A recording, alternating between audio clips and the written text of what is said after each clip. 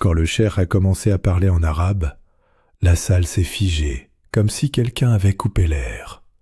Pas par respect, par peur de ne pas comprendre et de faire semblant quand même. Au fond, près d'une paroi de verre, une femme en uniforme de nettoyage a serré son vaporisateur contre elle. Elle comprenait chaque nuance. Et elle a compris surtout une chose.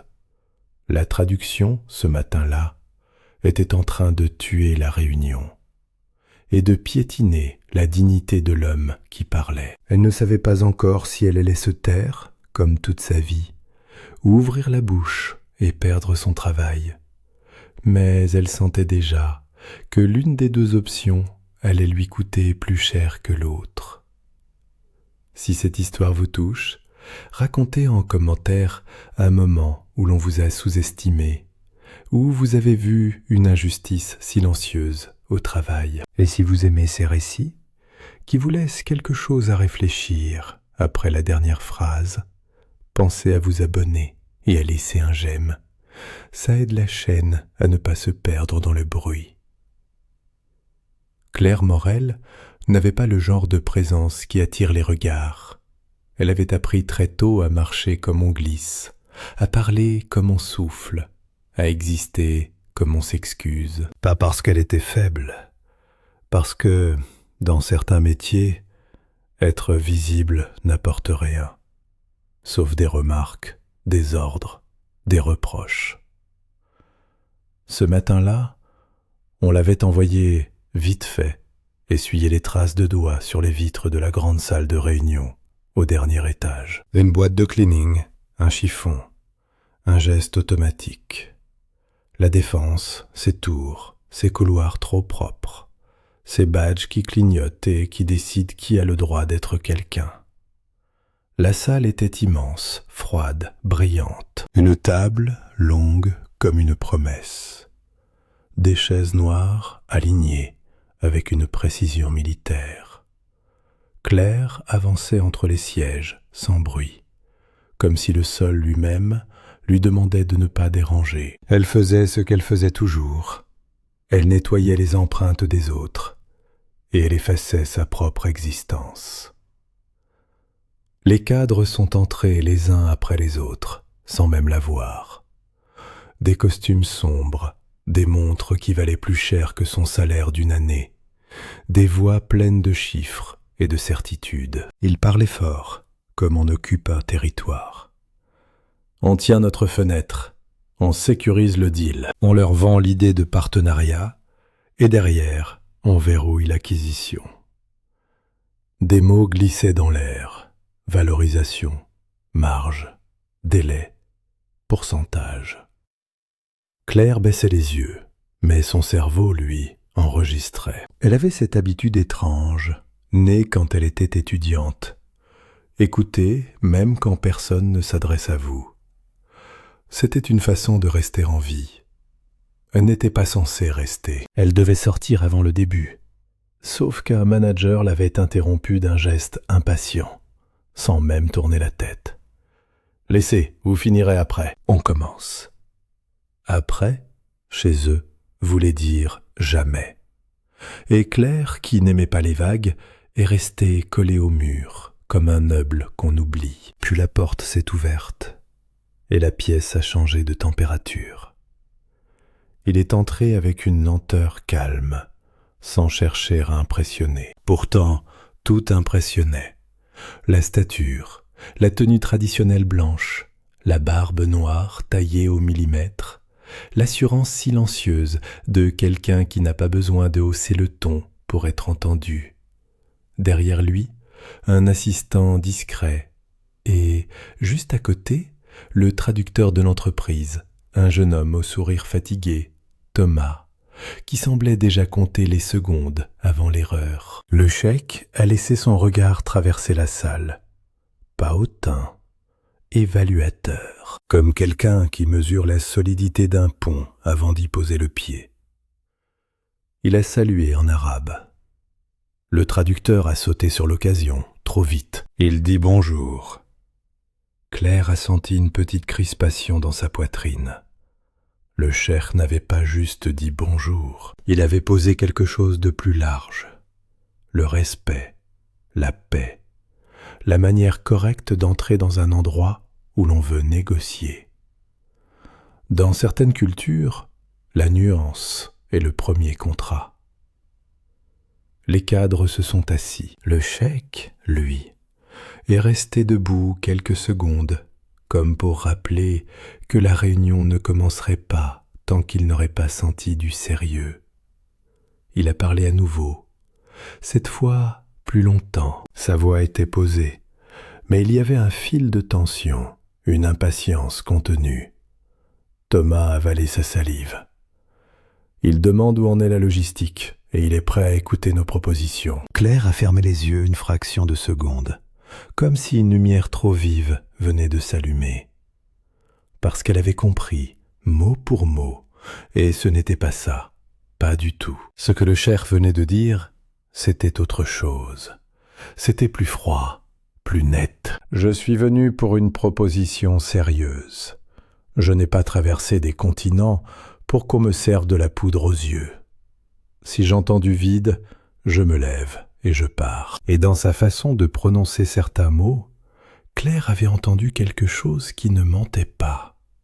La lassitude de quelqu'un qu'on a trop souvent pris pour un portefeuille. Les cadres ont commencé leur présentation, confiants.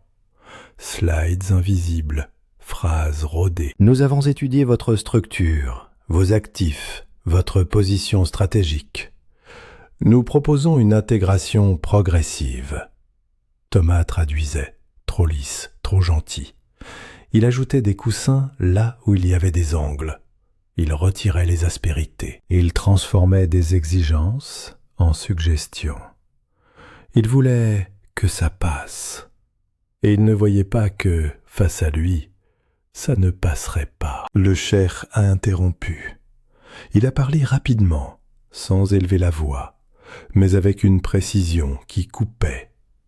Claire a entendu la phrase qui, dans sa tête, a claqué comme une porte.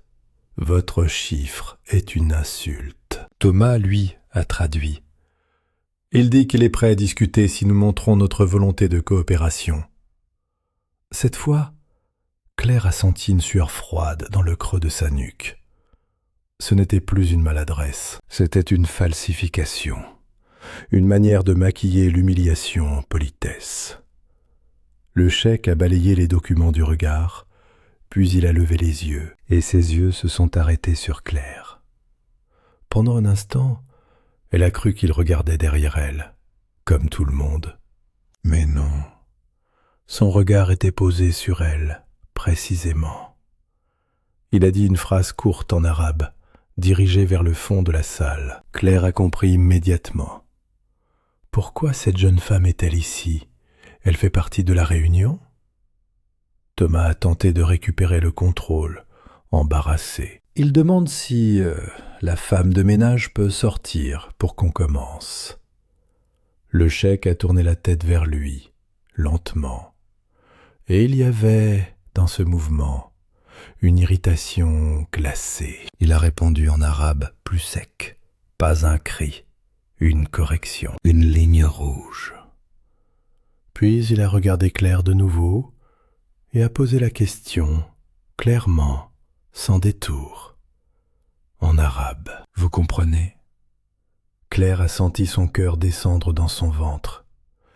Elle a pensé à sa badgeuse, à sa chef d'équipe, à la fin du mois, à cette petite peur permanente qu'on a quand on n'a pas de marge. Et en même temps, elle a pensé à autre chose, à toutes les fois où elle s'était tue alors qu'elle savait, à toutes les fois où elle avait laissé passer un mensonge parce que ce n'était pas son rôle, à ce mot « rôle » qui sert souvent de prison. Elle a répondu, sans grand geste, sans discours. Une phrase simple, en arabe d'abord, puis en français, pour que personne ne puisse faire semblant de ne pas comprendre.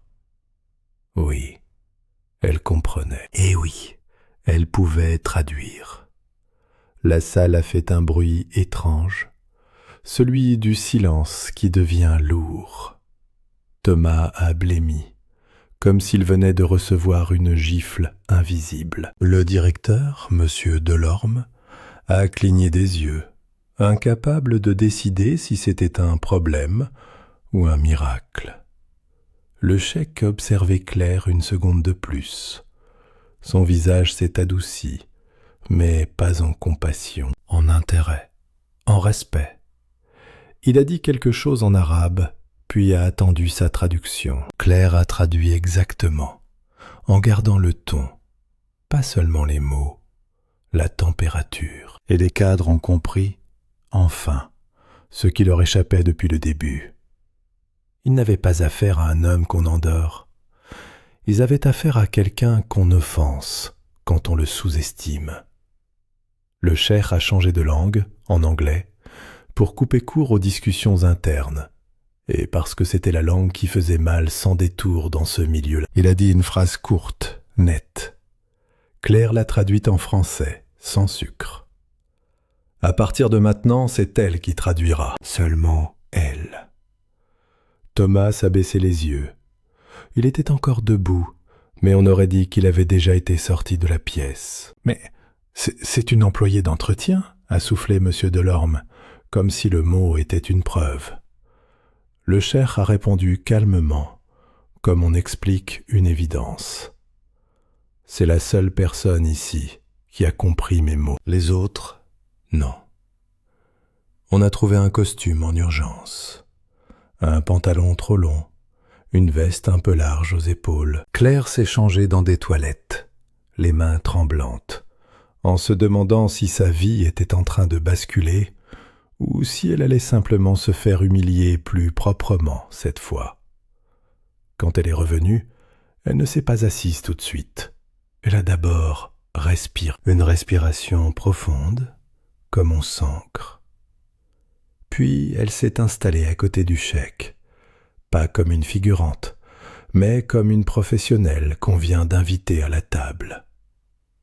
La réunion a repris et tout a changé. Les mêmes phrases, les mêmes slides, les mêmes sourires. Mais, cette fois, les mots arrivaient entiers à destination. Claire traduisait comme on traduit de la poésie, sans trahir la musique. Quand M. Delorme disait « partenariat », en faisant glisser le sens vers « prise de contrôle », Claire conservait l'ambiguïté, mais elle la rendait audible. Quand un manager parlait d'efforts partagés, alors qu'il voulait dire concession unilatérale, Claire ne corrigeait pas le fond, elle le révélait. Le cheikh écoutait et, pour la première fois, il répondait sans irritation, parce qu'il se sentait enfin entendu. Au bout d'un moment, il a posé une question, pas longue, pas agressive, mais elle a fait vaciller les cadres. Claire a traduit. La somme que vous proposez couvre à peine la moitié de la valeur de marché. Le directeur a tenté de sourire. Il faut comprendre le contexte, les risques. Le cheikh a levé la main, sans brusquerie, un geste qui arrêtait la phrase comme on coupe un micro.